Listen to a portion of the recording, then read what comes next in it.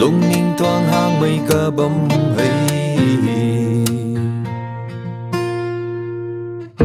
miền buồn lâu cần thể nắng tơ diễn mây rồi around a thân thân đơ rì tàu rầm mây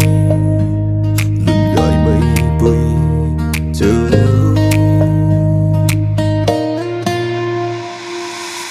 diễn đi xa chinh chinh bầm cần điêu xa không tăng đơ lờ kỳ lần xa rồi bu này giao không giao về nắng ta hiện mây mưa ghé nắng rầm hô gai ta tận thì theo tin lâu thế á xây đâu nắng rơi diễn mây hay mi tiếp mây đây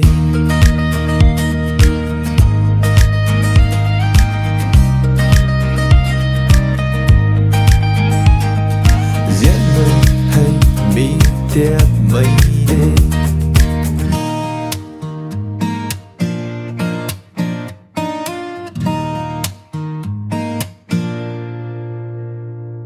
nay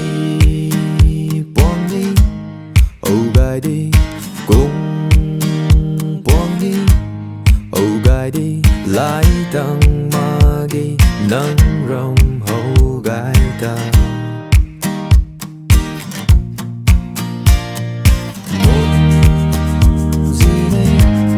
bầm đu tê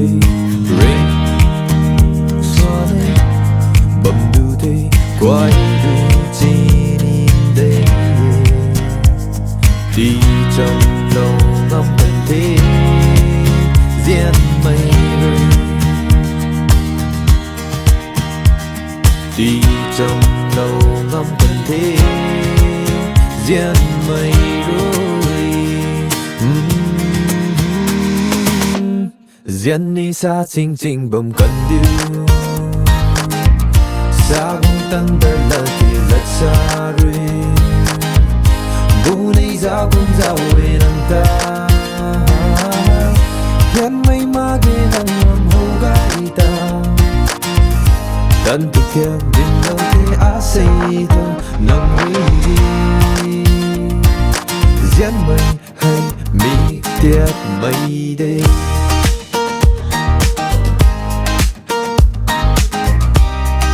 diễn mây hay mi tiếp mây đêm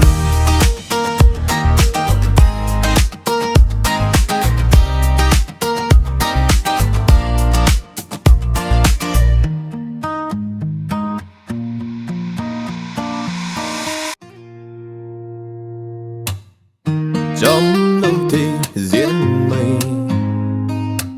luôn thay mặc mây nắng giao cùng rồi lúc nhìn thoáng hang mây cơ bấm hay